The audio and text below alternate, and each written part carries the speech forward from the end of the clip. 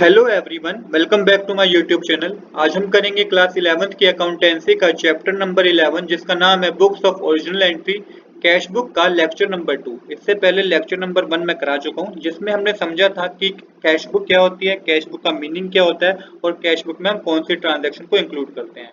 आज के लेक्चर में जो हम समझेंगे स्पेशल पर्पस सब्सिडरी बुक क्या होती है और इसमें कौन सी ट्रांजैक्शन हम कब रिकॉर्ड करते हैं।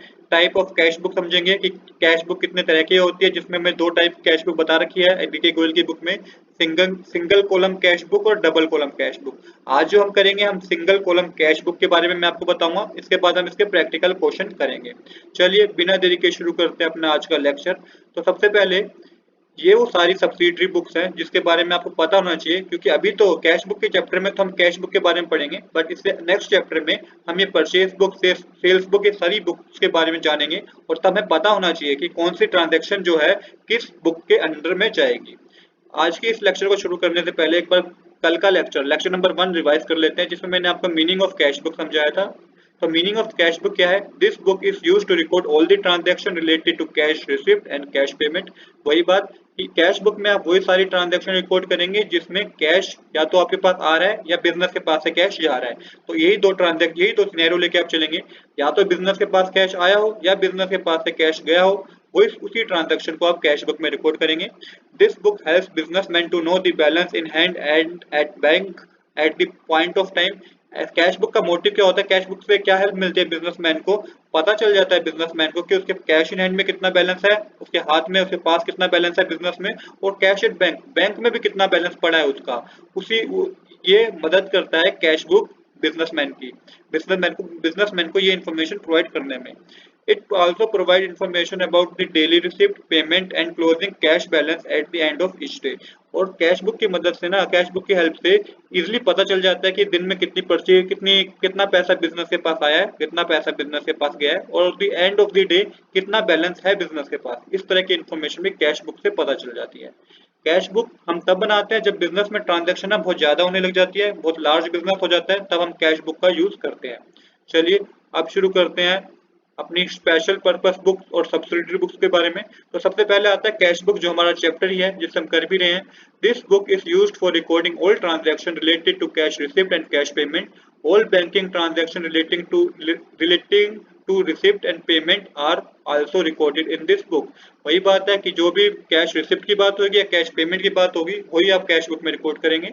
इसके अलावा कोई उधार की एंट्री नहीं जाएगी, कोई आपकी क्रेडिट परचेज की एंट्री नहीं जाएगी, कोई क्रेडिट सेल की एंट्री आपकी इसमें इंक्लूड नहीं होगी, सिर्फ कैश की एंट्री ही रिकॉर्ड होगी। इसके अगले पॉइंट में कह रखा है परचेज बुक। तो परचेज बुक क्या है?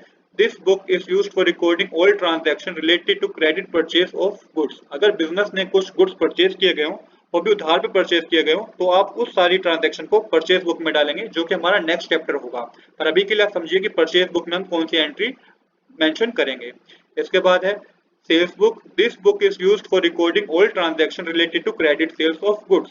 सेल्स बुक में वो सारी ट्रांजैक्शन आएगी जिसमें बिजनेस ने गुड्स को सेल किया है पर उधार पे सेल किया है, तो वो सारी ट्रांजैक्शन का अमाउंट आप सेल्स बुक में डालें मेंशन करेंगे। नेक्स्ट है परचेज रिटर्न बुक्स, और जिसको कहा जाता है, जिसका दूसरा नाम है रिटर्न आउटवर्ड्स बुक। तो इसको आप याद भी कर लीजिए, क्योंकि आगे के जब चैप्टर हम करेंगे ना तो इसमें बच्चे बहुत कंफ्यूज होते हैं। तो परचेज रिटर्न बुक को ही रिटर्न आउटवर्ड्स बुक बोला जाता है। ये एक 1 मार्क्स में आपसे पूछा भी जा सकता है। तो परचेज रिटर्न बुक को क्या बोला जाता है? रिटर्न आउटवर्ड्स बुक बोला जाता है। ये क्या होता है? When the goods previously purchase on credit and return to the supplier, such return are recorded in this book. अब क्या हुआ कि बिजनेस ने गुड्स तो परचेज कर लिए, अब देखा कि कुछ खराबी होने के कारण वो गुड्स उसने वापस रिटर्न कर दिया सप्लायर को, तो ऐसी जो एंट्रीज होगी वो जाएगी परचेज रिटर्न बुक में। नेक्स्ट जो बुक बता रखी है वो बता रखी है सेल्स रिटर्न बुक। तो सेल्स रिटर्न बुक क्या होती है? When the goods previously sold on credit and return by the customer, such return are recorded in sales return book, जिसे हम रिटर्न इनवर्स बुक भी कहते हैं। अब इसको समझिए, जब कस्टमर हमसे गुड्स परचेज करके ले गया उधार पे, पर उसने देखा कि कुछ गुड्स खराब आ गया, कुछ भी रीजन हो सकता है, उसने हमें कुछ गुड्स वापस कर दी, तो इस तरह के ट्रांजैक्शन को आप सेल्स रिटर्न बुक में मेंशन करेंगे। इसके बाद है bill receivable book. This book is used for recording the issue of bill receivable, promissory note, promissory parties to various parties, the trader is to receive payment for this bill। तो इसमें क्या होता है bill receivable कि हमने ना payment, अपने goods तो बेच दिया, गुड्स हमने दे दिया, उधार पे दे दिया, पर हमने साथ में एक नोट बना लिया कि भाई इतने डेट को आप ये पेमेंट कर देना, ये हम इसलिए करते हैं जब हमें कोई भी विश्वास ना हो कि भाई बिजनेस में हमें कि हमारा पैसा डूब सकता है, तो हम एक लीगल नोट बना लेते हैं जिसे प्रोमिसरी नोट कहा जाता है, ताकि कोई आगे धोखा ना हो पाए। अगर ऐसा ऐसा अगर हमारे कस्टमर पैसा देने से मना करता है तो उसके खिलाफ हम कोर्ट में भी जा सकते हैं। तो ऐसी जो ट्रांजैक्शन होगी वो बिल रिसीवेबल बुक में रिकॉर्ड होती है। सेम इसी तरीके से बिल पेबल है। जब बिजनेस परचेज करता है तो बिजनेस को भी इस तरीके का बिल साइन करके देना होता है। अगर बिजनेस भी पेमेंट नहीं करेगा, बिजनेस जिसका बिजनेस वो पेमेंट नहीं करेगा, तो सेम उस पर भी कार्रवाई होगी। उससे हम वो सारी ट्रांजैक्शन हम मेंशन करेंगे बिल पेबल बुक में। इसके बाद आती है journal book. This book is used for recording the transaction which are not recorded in any of above goods. यहाँ पे आप वो सारी ट्रांजैक्शन रिकॉर्ड करेंगे जो किसी भी बुक में रिकॉर्ड नहीं हुई ना, कैश बुक में, परचेज बुक में, सेल्स बुक में, किसी भी बुक में रिकॉर्ड नहीं हुई, उसे हम जर्नल बुक में रिकॉर्ड करेंगे। चलिए अब आगे कर चलते हैं। अब समझते हैं टाइप ऑफ कैश बुक। ये बहुत इंपॉर्टेंट है क्योंकि इस पे ही हमारे प्रैक्टिकल क्वेश्चन बेस्ड होंगे। तो अब मैं सजेस्ट करूंगा कि आप इसको बहुत ध्यान से समझें। तो टाइप ऑफ कैश बुक को टू पार्ट्स में डिवाइड किया गया है, single column cash book, double column cash book. आज मैं आपको सिंगल कॉलम कैश बुक के बारे में बताऊंगा, क्योंकि और उसके बाद हम प्रैक्टिकल क्वेश्चन करेंगे। जब हम डबल कॉलम कैश बुक के क्वेश्चन में पहुंच जाएंगे तो उसके बाद मैं आपको डबल कॉलम कैश बुक के बारे में भी बताऊंगा। तो सबसे पहले पढ़ते हैं सिंगल कॉलम कैश बुक। तो इसके क्या क्या रखा है इसमें। Its format is similar to an account which one amount column on each side. तो क्या रखा है, इसका एक अकाउंट की तरह फॉर्मेट बनता है जिसमें वन अमाउंट का कॉलम होता है, डेबिट साइड भी और क्रेडिट साइड भी। इसके बाद कह रखा है कि the left hand side known as debit record receipt of cash and right hand side known as credit record payment. तो जो उसका फॉर्मेट होता है, उसकी जो लेफ्ट हैंड साइड होती है उसे हम डेबिट साइड बोलते हैं, जिसमें बिजनेस पर जितना पैसा आया है वो बिजनेस अपने डेबिट साइड में रिकॉर्ड करेगा, हम डेबिट साइड में रिकॉर्ड करेंगे। और जितना पैसा बिजनेस के पास से गया है उसे हम क्रेडिट साइड में नोट डाउन करेंगे, जिसे हम पेमेंट बोलेंगे।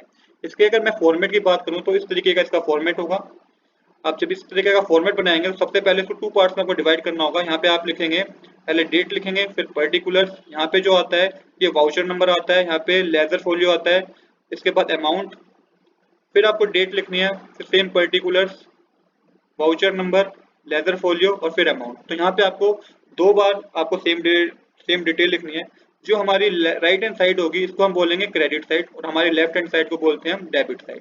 तो इस तरीके का आप कैश अकाउंट का फॉर्मेट बनाएंगे। ये सिंगल कॉलम कैश बुक है, मतलब एक ही कैश बुक का एक ही कॉलम बनेगा इसमें अमाउंट का दोनों साइड। अब एक बार और समझिए, जो भी आप ट्रांजेक्शन रिकॉर्ड करेंगे, तो जब भी बिजनेस के पास पैसा आएगा, जब भी बिजनेस के पास पैसा आएगा तो आपको टू लिख के वो मेंशन करना होगा। और जब भी बिजनेस के पास से पैसा जाएगा तो आपको वो बाय लिख के मेंशन करना होगा। आई होप आपको ये समझ में आएगा कि फॉर्मेट कैसा बनता है कैश बुक का। तो इसी तरीके से फॉर्मेट बनाएंगे आप सिंगल कॉलम कैश बुक का। इसके बाद कुछ और बातें समझते हैं। ये बातें आपको बहुत जरूरी है, बहुत ध्यान में रखनी है while preparing the cash book. Following point should be remember while preparing a cash book. तो वही बात है, point number 1, treat yourself as an accountant and think each transaction as a business perspective. अपने आप को अकाउंटेंट माने और हर transaction को एक बिजनेस के पर्सपेक्टिव से सोचे। ऐसा करने से क्या होगा, आपको इजीली पता चलेगा कि बिजनेस के पास पैसा आ रहा है तो आपको किस साइड रिकॉर्ड करना है, आपको डेबिट साइड रिकॉर्ड करना है। बिजनेस के पास पैसा आया तो आपको डेबिट साइड रिकॉर्ड करना है। बिजनेस के पास पैसा गया तो आपको क्रेडिट साइड रिकॉर्ड करना है। इसके बाद पॉइंट नंबर 2 समझते हैं। Cash book it self is the cash account. Cash received in business must be record in debit side, cash paid should be record in credit side. तो same बात वही बताई कि कैश रिसीव हो जाए तो डेबिट साइड में note कर दीजिए, कैश चला जाए बिजनेस के पास है तो क्रेडिट साइड में रिकॉर्ड कर दीजिए। पर मेंशन ये ध्यान करिए कि जब भी कैश आएगा बिजनेस पर तो टू करके आप रिकॉर्ड करेंगे, और जब भी कैश जाएगा तो उसे आप बाय करके रिकॉर्ड करेंगे। नेक्स्ट जो पॉइंट क्या रखा है, single column cash book makes no record on cheque receive and given, cash discount allow and receive. Cash book जो सिंगल कॉलम की कैश होगी या कैश बुक होगी ना, उस पर कोई इस ट्रांजैक्शन का रिकॉर्ड नहीं पड़ेगा अगर चेक बिजनेस के पास आ रहा है, और अगर कैश डिस्काउंट बिजनेस दे रहा है या बिजनेस को मिल रहा है तो इस चीज का आपको कैश बुक में, सिंगल कॉलम कैश बुक में कोई इंपैक्ट नहीं दिखाना है। आई होप आपको ये तीनों पॉइंट्स क्लियर हुए होंगे। अब एक चीज और समझते हैं, balancing of cash book and carry forward. तो इसमें क्या रखा है कि जब आप पूरी ट्रांजैक्शन कर लेंगे, जो भी आपको ट्रांजैक्शन दे रखी होगी उसमें आप डेबिट और क्रेडिट साइड आप मेंशन कर लेंगे as per this scenario. Cash आएगा तो डेबिट साइड, कैश जाएगा तो क्रेडिट साइड। अब आपको क्या करना है, उसके बाद बैलेंसिंग करनी होगी। तो बैलेंसिंग का कंसेप्ट क्या कहता है, तब receipt column debit side will always be higher than the payment side. तो कह रखा है कि जो डेबिट साइड का अमाउंट होगा ना वो हमेशा ज्यादा होगा क्रेडिट साइड से। जब ये ज्यादा होगा तो मतलब कि डेबिट साइड ज्यादा है क्रेडिट साइड से होगी, तो बैलेंसिंग किस साइड होगी, बैलेंसिंग होगी क्रेडिट साइड। तो बैलेंसिंग जब हम करते हैं, किस लिए करते हैं बैलेंसिंग, क्योंकि हमें क्या करना होता है, दोनों साइड को इक्वल करना होता है। तो इसमें किस साइड बैलेंसिंग होगी, क्रेडिट साइड बैलेंसिंग होगी। तो पॉइंट नंबर 2 में यही कह रखा है, the difference will be return on credit side as by balance carried by balance CD. This is done to make both side equal. तो आपको क्या करना होगा, बाय बैलेंस CD लिखना होगा जिसे आप कैरिड डाउन बोलते हैं। इसको लिख के आपको बैलेंसिंग करनी होगी, अमाउंट के कॉलम में आपको अमाउंट लिखना होगा। इससे अगले पॉइंट में क्या रखा है, फॉर एग्जांपल जैसे कि आपने सारी ट्रांजैक्शन कर ली तो यहाँ पे आप बाय बैलेंस CD लिखेंगे और अमाउंट के कॉलम में जितना बैलेंस कम होगा माइनस करके आएगा वो अमाउंट के कॉलम में आप लिख देंगे। इसके अगले पॉइंट में क्या रखा है, the closing balance will become opening balance of cash in hand at the beginning of the next year and return as to balance BD। तो बैलेंस BD का मतलब है बैलेंस ब्रॉट डाउन, मतलब जो बैलेंस हमने कैरी डाउन किया था उसे अब हमें ब्रॉट डाउन करना है, वो नेक्स्ट ईयर के लिए क्या हो जाएगा, वो ओपनिंग बैलेंस हो जाएगा। तो यहाँ पे आप इस तरीके से लिखेंगे टू बैलेंस BD, और जो बैलेंस यहाँ पे था वही बैलेंस आप यहाँ पे अमाउंट के कॉलम में लिख देंगे। तो आई होप दोस्तों ये फॉर्मेट और आपको कैश बुक का सिनेरियो समझ आया होगा। अगले लेक्चर में हम प्रैक्टिकल क्वेश्चन करेंगे कैश बुक के। If you like this video, please do subscribe this channel. Thanks for watching.